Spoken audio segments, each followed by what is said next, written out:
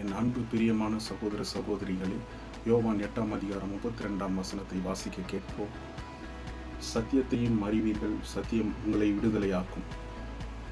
சத்தியத்தையும் அறிவீர்கள், சத்தியம் உங்களை விடுதலையாக்கும். சத்தியம் என்பது கர்த்தருடைய வேத வார்த்தை. கர்த்தருடைய வேத வார்த்தையை நாம் தினமும் தியானிக்க வேண்டும். தியானிப்பது என்பது முதலாவது வேதாகமத்தை நாம் படிக்க வேண்டும். அதிகாலையில் தேவனை தேடுவோம். கர்த்தருடைய வேதாகமத்தை, கர்த்தருடைய பைபிள் புத்தகத்தை திறந்து ஒரு வசனத்தை படித்து அந்த வசனத்தை தியானிக்க வேண்டும். தியானித்து அதன்படி நாம் காரியங்களை செய்யும்போது கர்த்தர் நம்மை ஆசீர்வதிக்கிறவராயிருக்கிறார். பிரியமான சகோதர சகோதரிகளே, சத்தியத்தை அறிவீர்கள் என்று முதலாவது அந்த வாக்கியத்தை பார்க்கிறோம். இந்த முதலாம் வாக்கியத்தில் சத்தியத்தையும் அறிவீர்கள் என்பது முதலாவது. சத்தியத்தை நாம் கண்களின் வழியாய் அறியலாம். சத்தியத்தை காதுகளின் மூலியமாய் கேள்விப்படுவதன் மூலியமாக, கேட்பதன் மூலியமாக நம்முடைய இருதயத்தில் தியானிக்கிறோம். மற்றும் நம் வாயினால் வார்த்தைகளை, கர்த்தருடைய வார்த்தைகளை, வேத வார்த்தைகளை நம் வாய்களை திறந்து அவைகளை அறிக்கை செய்யும்போது, நாம் அவைகளை விசுவாசத்துடன் அறிக்கை செய்யும்போது இந்த சத்திய வசனத்திற்கு நாம் இருதயத்தில் பதிக்க வைக்கிறோம். ஆகவே இந்த சத்தியத்தை அறிவீர்கள். சத்தியத்தை நாம் எங்கும் அறியலாம்.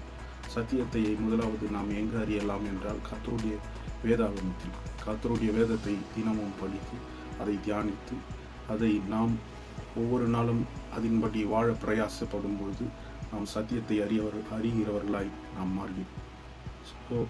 சத்தியத்தை அறிந்த பின்னர் அதற்கு கீழ்ப்படிய வேண்டும். கீழ்ப்படிதலே உத்தமம் என்று வேதம் சொல்கிறது. எனவே சத்தியத்தை முதலாவது நாம் அறிந்து கொள்ள வேண்டும். அடுத்தது பார்த்தீங்கன்னா, இங்கே சத்தியம் உங்களை விடுதலையாக்கும் என்றார்.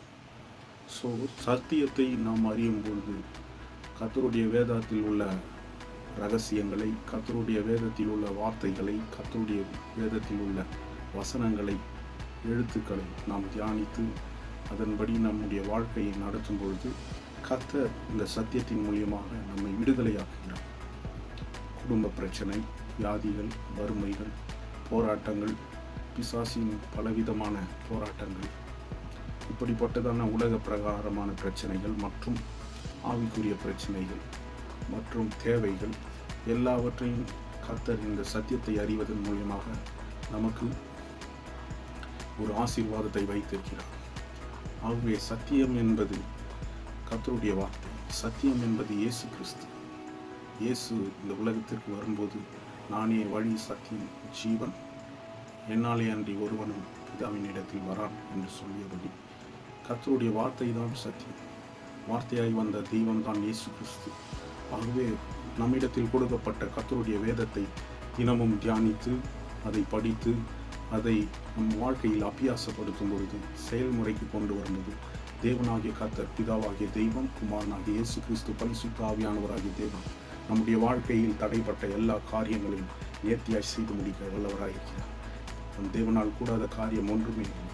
போராட்டங்கள் வந்தாலும், மரணம் வந்தாலும், வியாதிகள் வந்தாலும், அவைகளின் மத்தியில் கர்த்தருடைய வார்த்தையை நாம் வாயினால் அறிக்கை செய்து அவைகளின்படி நாம் செயல்படும் போது, ஒப்பு கொடுக்கும் பொழுது, வாழும்போது அந்த சத்திய தேவன், சத்திய ஆவியானவர் நம்மை எல்லா சத்தியத்திற்குள்ளும் நடத்தி அந்த சத்தியத்தின் மூலமாய் கிடைக்கிறதான விலையேறப்பெற்ற விடுதலையும் ஆசீர்வாதத்தையும் நம்மை கொண்டு சுதந்திரிக்க செய்கிறார். பிரியமானவர்களே, ஆகவே இன்று நாம் கற்றுக்கொண்ட இந்த யோவான் 8ஆம் அதிகாரம் 32ஆம் வசனத்தின்படி தேவனாகிய கர்த்தர் தாமே உங்களை அபரிவிதமாய் ஆசீர்வதிப்பாராக. நாம் ஜெபிப்போம். பிதாவாகிய தேவனே, குமாரனாகிய இயேசு கிறிஸ்துவை, பரிசுத்த ஆவியானவர், திரியேக தேவனே, உம்மை ஸ்தோத்திரிக்கிறோம் ஆண்டவரே. இந்த வார்த்தையை கேட்டதான நம்முடைய பிள்ளைகள் ஆண்டவரே, அப்பா, உம்முடைய கிருபையினால் அவர்களுக்கு மனம் இறங்குவீராக. நீர் ஆண்டவரே பெரிய காரியங்களை செய்வீராக. எப்பேற்பட்ட பிரச்சனையில் அவர்கள் சிக்கிக் கொண்டு இருந்தாலும், இந்த நேரத்தில் வார்த்தையை கேட்டுக்கொண்டு இருக்கிறதான இந்த நேரத்தில் ஆண்டவரே, இப்பொழுதே உம்முடைய வல்லமையுள்ள கரம் அவர்களை தொடட்டும் அப்பா. இயேசுவின் நாமத்தினால் எப்பேற்பட்ட பலவீனங்கள் இருந்தாலும் ஆண்டவர், எப்பேற்பட்ட வியாதிகள் இருந்தாலும், இப்பொழுதே உம்முடைய வல்லமையுள்ள ஆண்டவரே, உம்முடைய வார்த்தையை இதன் மூலியமாய் அனுப்புகிறோம் ஆண்டவர். கர்த்தருடைய வார்த்தை இயேசு கிறிஸ்து. இயேசு கிறிஸ்து ஆண்டவரே, நீர் ஆண்டவரே வியாதிகளையும் ஆண்டவரே அப்பா, நீர் ஆண்டவரே கட்டுகளையும் பலவீனங்களையும் தடைகளையும் உடைத்து முறித்து போடுகிறதான தேவன், இந்த வார்த்தைக்கு தங்களை ஒப்பு கொடுத்த ஒவ்வொரு பிள்ளைகளையும் கர்த்தர் அவ்விதமாக நீர் ஆசீர்வதிப்பீராக. ஆண்டவரே, இந்த யோவான் 8:32 படி ஆண்டவரே, அவர்களும் உம்முடைய சத்தியத்தை அறிந்து கொள்ள கிருபை செய்வீராக. ஆண்டவரே, நேரமில்லையே படிப்பதற்கு, வேதத்தை படிப்பதற்கு நேரமில்லையே என்று சொல்லக்கூடாதபடி ஆண்டவரே, அவர்கள் ஆண்டவரே கர்த்தருடைய வேதத்தை படிக்கவும் தியானிக்கவும் அதற்கு தங்களுடைய நேரத்தை செலவழிக்கும் போது கர்த்தர் நீர் இடைப்படுவீராக. ஆண்டவரே, மனிதனால் கூடாத காரியம் தேவனால் கூடும் என்ற வார்த்தையின்படி ஆண்டவரே, இந்த வேத வசனத்தின்படி ஆண்டவரே, கர்த்தர் யோவான் 8:32 படி அவர்கள் ஆண்டவரே சத்தியத்தை தேடும்போது, சத்தியத்தை வாசிக்கும் போது, சத்தியத்தை கேள்விப்படும் போது, சத்தியத்தை தங்கள் வாயினால் வேதத்தை திறந்து ஆராய்ந்து தியானிக்கும் பொழுது ஆண்டவரே, அவர்களுக்குள் ஆண்டவரே ஒரு விடுதலை உண்டாகட்டும், சமாதானம் காணப்படட்டும்.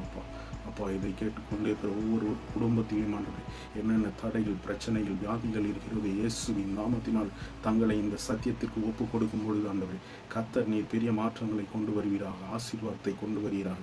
இயேசு கிறிஸ்துவின் நாமத்தினால் ஜெபிக்கிறேன் ஜீவனுள்ள நல்ல பிதாவே. ஆமென், ஆமென். பிரியமானவர்களே, நீங்கள் இந்த சத்தியத்தின்படி உங்களுடைய வாழ்க்கையை அமைக்கும் போது யோவான் 8:32 படியான இன்றைக்கு கர்த்தர் பெரிய மாறுதலையும் மாற்றங்களையும் உங்கள் வாழ்வில் கட்டளையிடுவார் என்று நான் விசுவாசிக்கிறேன். இயேசுவின் நாமத்தினால் உங்களை வாழ்த்துகிறேன். ஆமென்.